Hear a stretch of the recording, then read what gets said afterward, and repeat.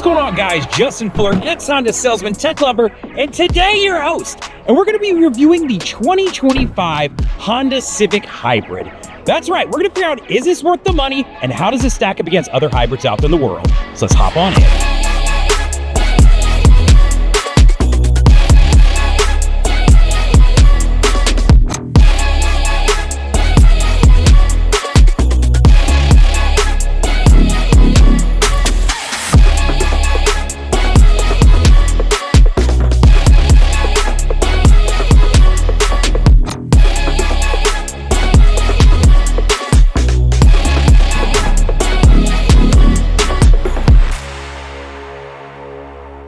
All right, guys, so before we start going over all these different dimensions and horsepower and ground clearance and all these different things, I just want to make sure you have some basics real quick. There are 4 trims to this vehicle now. There's an LX, that is your base model. That vehicle is going to start at $25,145. Above that, there is a Sport. These are still on hybrids, right? This is $27,345. Then there is the vehicle that we are currently sitting in. This price, according to this sheet, so I'm assuming it's newer, is now $30,300. Now above that is one other hybrid model, and that is going to be the Sport Touring Hybrid, and that starts at $32,845. So understand, 4 different trim levels, and 2 of them are hybrids. All right, guys, so let's talk about what's underneath the hood of the 25 Honda Civic Hybrid. So you are looking at a 2-liter engine. This is putting out 200 horsepower. It's running to a CVT transmission and then out to front-wheel drive for the vehicle. I want to give you a comparison so you can see how the 200 horsepower in this 2-liter engine stacks up against other makes and models out there in the world. While that's up, I'll just give you a couple other stats to keep in mind. If you were looking at the Civic Si, you're roughly right around 200 horsepower as well. If you looked at the Corolla Hybrid, you're also right around 200 horsepower as well. Or if you drop down to your base model Civic, the non-hybrid, you'd be looking at 150 horsepower. We're back here for a reason. I want to talk to you about MPGs, probably pretty important if you're looking at a hybrid. This car gets 50 in the city and 47 on the highway. So I'm going to throw something up on the screen so you can see how it stacks up against other makes and models out there in the world. While that's up, understand that if you went to the Accord Hybrid, you'd be at 46 in the city and 41 on the highway. Or if you drop down to the base model Civic that's a non-hybrid, you'd be at 31 in the city and 39 on the highway. So I'm down here on the ground for 2 reasons. The first is I want to give you an opportunity to see what the 18-inch alloy black wheel looks like on the Honda Civic Hybrid. It's actually a pretty legit wheel. I'd probably leave this on the car. What do you think? Leave a comment.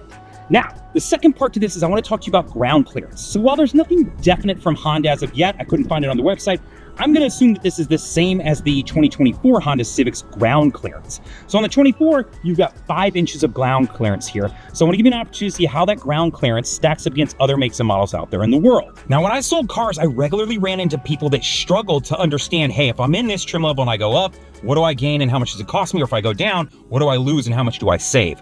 So I want to take a second to explain that to you. We're in the Sport Hybrid. This is one of those middle trims, right? So I mentioned LX, Sport, both non-hybrids, the Sport Hybrid that we're sitting in, and then above that, the Sport Touring Hybrid. So I want you to understand 2 things. One, if I was thinking about maybe spending the extra rough $2,500 extra and moving all the way up to the very top model, 1, how much exactly is that going to cost me? And 2, what is the extra list of items that I'm going to gain by doing so? So take a look at that. Now, the second part is, what if I'm in this Sport Hybrid and I'm thinking maybe I just drop down to the classic Sport, the non-hybrid Sport? 1, how much money is that going to save me? But 2, other than losing a ton of gas mileage, what is the additional list of items that I'm going to give up if I drop down to that trim? So let's talk about 0 to 60 times inside of this vehicle. So this car is listed to have a 0 to 60 time of 6.2 seconds. To give you a reference point for where that lives in some other Hondas, the non-hybrid Civic is 9.2 seconds. If I moved over to the Accord family, the Accord Hybrid, 6.5 seconds. So this car is still faster. Or if I looked at just the standard Accord, 7.3 seconds. So in the world of Hondas, this is actually a pretty darn fast car. Even the Civic Si, I want to say, is like 6.4 to 6.5 seconds. So I want to throw something up on the screen so you can see how does this car stack up against other makes and models when it comes to 0 to 60 time. So here in a second, when I can take off, we're going to find out how quick it is. All right, guys, here we go. We're up to 30 miles an hour. We're at 40. We're at 50. And we're at 60. It's no joke. When this says 6.2 seconds, this car can go. And if I'm being honest with myself, I could have stayed on it. We probably could have got really fast. So let's talk about front row leg space. So on the front of this vehicle, you've got 42.3 inches of leg space in the vehicle. I'm 6 foot 250. I can actually fit in this car, and I still have some additional inches to take advantage of if I need to. So I want to throw it up on the screen so you can see how does the 42.3 inches stack up against other makes and models out there in the world. While that's up, I'll just throw a couple extra stats at you. If you moved over to a Honda Accord, it is the exact same 42.3 inches of leg space in that vehicle as well.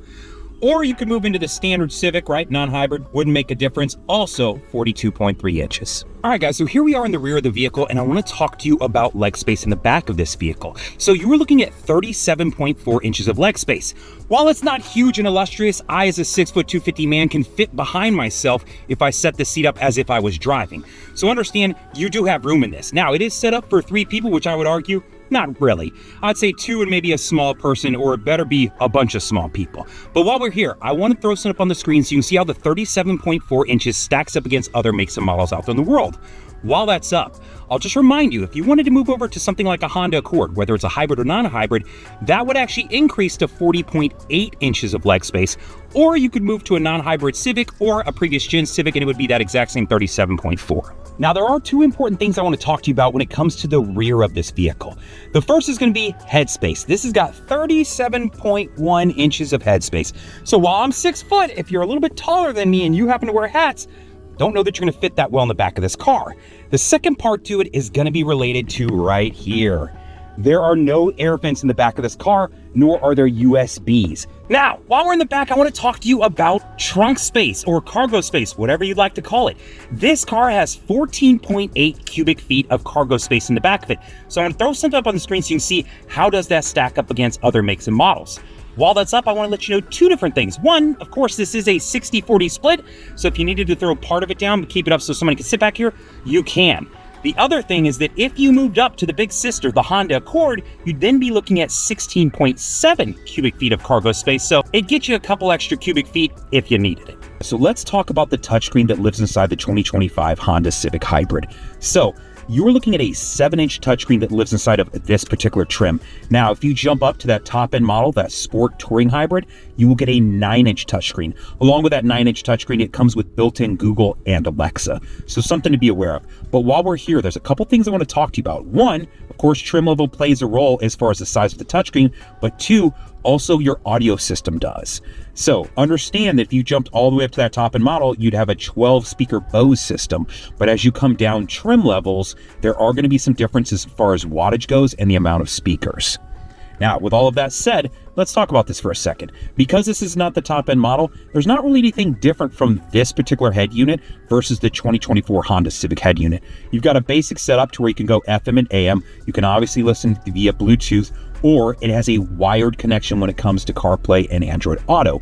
If you're looking for that wireless connection, you're going to have to jump up to that top-end trim level. You can, of course, take advantage of all of those Apple CarPlay and Android Auto apps that are compatible, right? Now, if you're saying to yourself, I wish that I could take advantage of some of the apps that aren't compatible, things like Netflix, Amazon Prime, right? Prime Video, Hulu, Disney Plus, Kodi, all of these different streaming services, know that you can actually do that.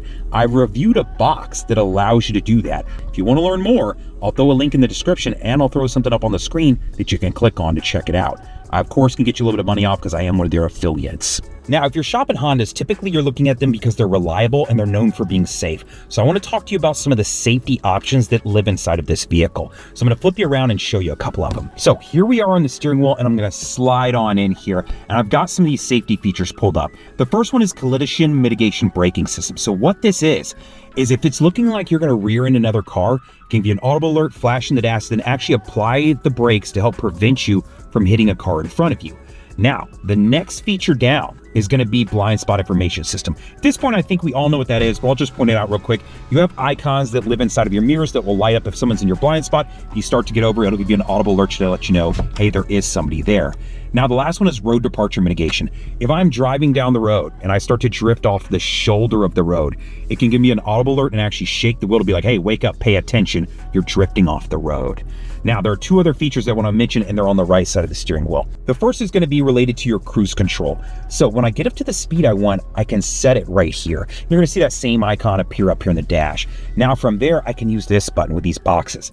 As I select those, what it's going to do is use that radar, same with collision mitigation braking, to bounce it off cars in front of you. So if I set the speed to 70 miles an hour and I set a bunch of boxes, it's going to keep more space between me and the car in front of me. If somebody gets in front of me, it'll slow my car down until I get out from behind them and then take me back up to 70 miles an hour.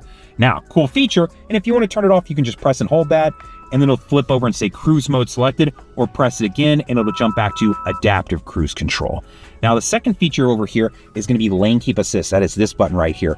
If I press this same icon is going to appear up here in the dash. As I'm driving down the road, it's going to use a camera up here to detect those lines on the road. If I start to drift a little bit to the left or the right out of my lane, it's going to center me. It's going to pull to the left or right to keep me in the center of that lane. So if I got distracted and I started to drift, it won't let me hit the car next to me. So all of these features are standard inside of all Honda Civics, with the exception of blind spot monitoring, which may depend on your trim level. Before I get out of here, I want to ask you for a couple favors. One, I hope you'll press the like button because you like the way I present the content. Two, if you got a question, leave a comment. Or if you think I'm doing a good job, leave a comment. Or if you think I'm doing a bad job, maybe don't leave a comment. Three, I hope you subscribe to the channel so when I produce content like this, you'll receive it. And then four, you got some friends that are shopping Hondas or maybe Civics or Hybrids? I hope you'll share the video with them. So like, comment, subscribe, all the things. Later, guys!